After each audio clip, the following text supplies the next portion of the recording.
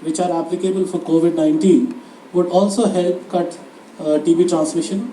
And therefore, we're still assessing whether this gap has actually increased or not. Maybe it may have increased a bit, but then we are all set to bridge this gap and make sure that in 2021 we do reach the milestone of detecting all possible TB cases which are estimated. In 2021, we'll also have the report for the National TB Prevalence Survey, which is being done by the ICMR, and we will then be much better placed in terms of assessment of disease incidence and our efforts. For the first time, we'll also have estimates at the state level, and therefore much better and directed efforts would be possible going forward. Next. In terms of basic capacities, our testing capacities have improved significantly, as you have observed in the laser show also. Our presumptive TB testing has doubled in the last 3 years.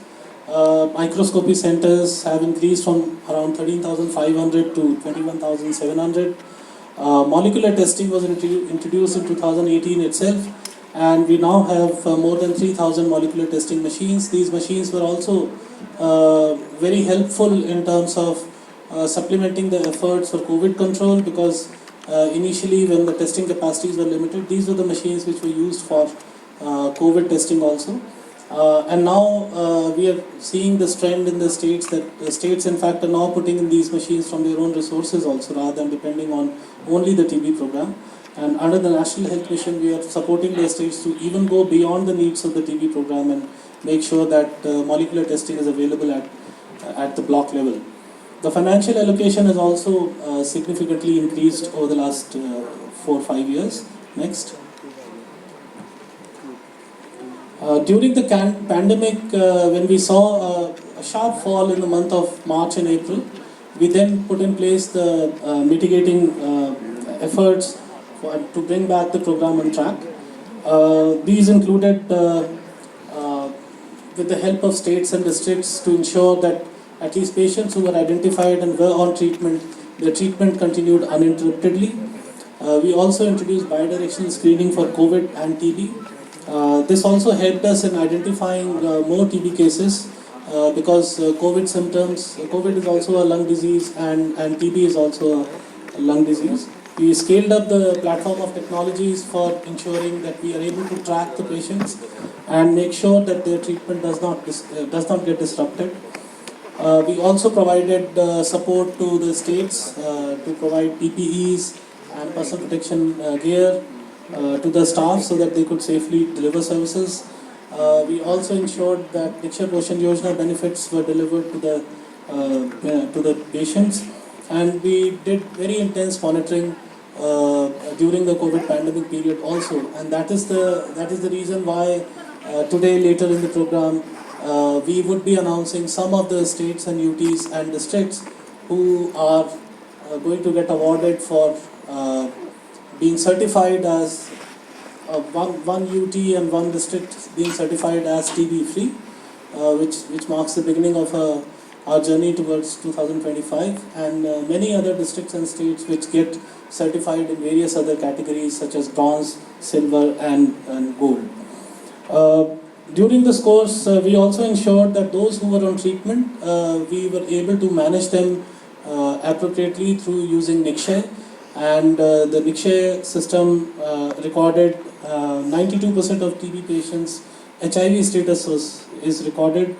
Universal drug susceptibility testing is offered to 67% of patients. His normally benchmark is around 70%, because the pulmonary TB is around 70% out of the total TB.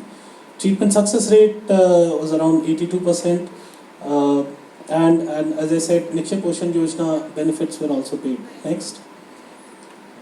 We also introduced population level screening, because earlier our approach in active case finding was to screen among the vulnerable population groups. But in 2020 we revised our strategy, because for COVID, in any case, a lot of surveillance efforts were going on, so therefore we tried to dovetail our efforts with the COVID control efforts, and have now shifted from a focused vulnerability group screening to a population-based screening and vulnerability mapping. We also have strengthened involvement of medical colleges for extrapulmonary TB diagnosis. We now decentralizing our TB control efforts to the health and wellness centers. Also happy to share that more than 70,000 health and wellness centers have now become functional, and that adds considerable strength to the public health systems of India to deliver not only services related to RCH, non-communicable diseases, but also all the eliminable diseases and communicable diseases. Uh, Then in the private sector, we maintained our engagement. So our public-private service agencies initiative has been further strengthened. We, as you're aware, we've already made TB notifiable disease. So all the private labs, hospitals, and retailers have legally bound to inform the government about whenever they come across a TB case through Nikshay. We also have Schedule H1 notifications, so the retailers who are selling TB drugs are supposed to maintain records so that we can track the patients and take appropriate public health action. We've also significantly started engaging with the corporate sector for our TB elimination efforts, especially in terms of TB-free workplaces. And apart from making these statutory sort of provisions, we've also introduced incentives for private providers and those who inform us about the TB cases. Next. Today we are launching the TB Mukt Bharat campaign, which has been prepared under the guidance of Honorable Health Minister. This is the thematic calendar for the campaign, though all activities will kickstart from today. But during these months, we'll focus on these particular aspects of TB prevention, control, treatment, diagnosis, etc. Next. This is the structure of our disease-free certification award scheme, which was approved by the Mission Steering Group of the National Health Mission in 2019. I'm happy to inform that the scheme is now fully implemented. This year, around 69 states and districts did apply for certification, and we completed the exercise. We've set up a very robust mechanism for third-party evaluation of all these claims. I'm especially thankful to WHO and National Institute of Epidemiology of ICMR, along with Association for Social Medicine Professionals. Next. We're happy to share that Badgaon district in J&K and Lakshadweep UT, these are the two flag bearers of our TB control efforts. These are the district of Badgaon is now TB free certified as per the SDG target definition, and the UT of Lakshadweep, there are around 38 state UT and districts which are getting certified and will be awarded today.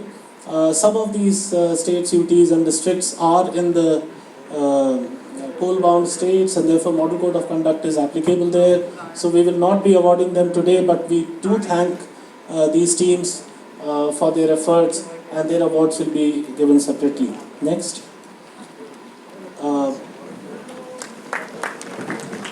So Honorable Health and Family Welfare Minister Dr. Harshvardhan Ji is with us. I request you to extend a very, very warm welcome to Honorable Minister.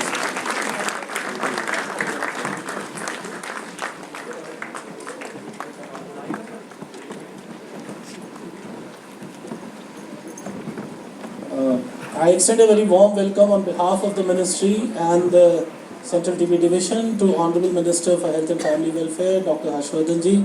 Sir, I was just presenting in brief the progress that we have made in the recent years, and after that we'll seek your guidance as the program goes along. I also extend a very warm welcome to Honorable Minister for State, Shri Ashwini Kumar Chaubey Ji, for joining us for this program.